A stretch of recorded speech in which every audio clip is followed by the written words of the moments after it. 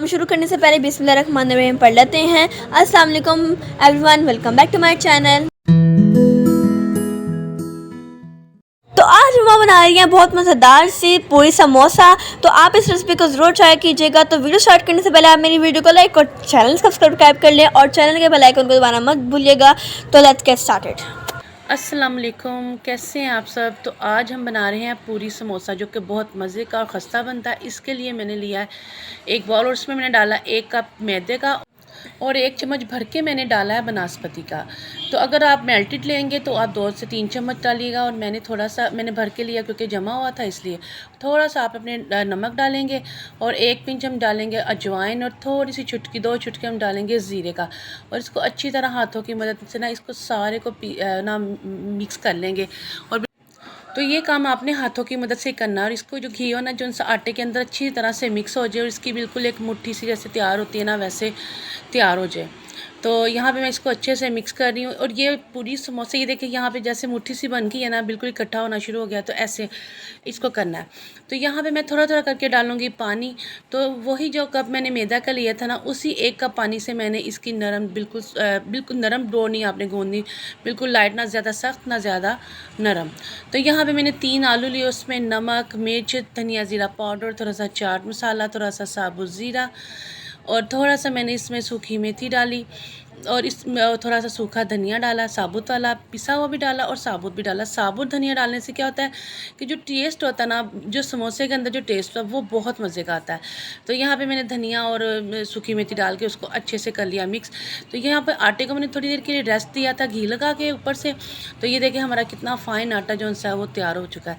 तो ये हमारा तीसरा स्टेप है। इसके लिए मैंने एक बाउल लिया, उसमें थोड़ा सा मैंने डाला मैदा, उसमें थोड़ा सा मैंने डाला धनिया। धनिया डालने से क्या होता है कि जो ऊपर की जो कोटिंग हमने दोबारा से करनी है ना, उसका जो टेक्सचर होता है बहुत खूबसूरत सा आता है।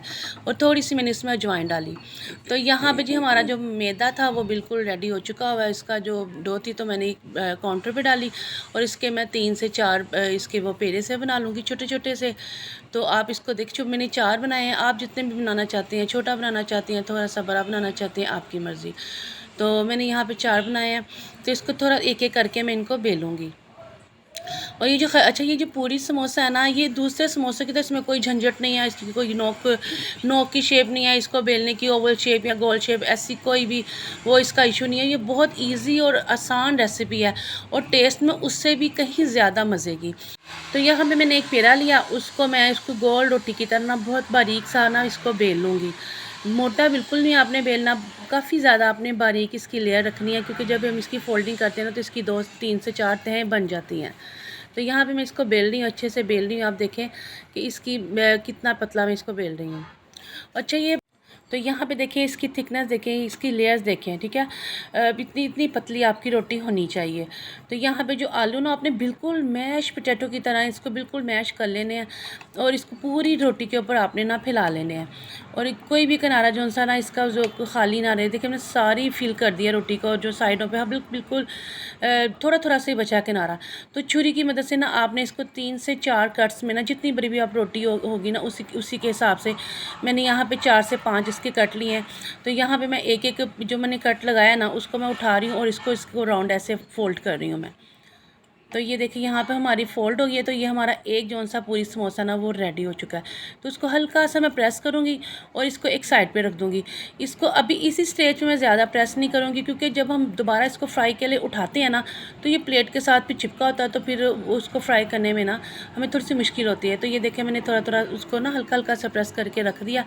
तो यहाँ पर जो मैंने धनिया और मैदे का बैटर लिया था ना, उसको मैंने अच्छे से बिल्कुल वो आपने पतला लेना, ज़्यादा मोटा नहीं लेना, क्योंकि उसकी हमने बिल्कुल पतली सी लेयर लगानी है।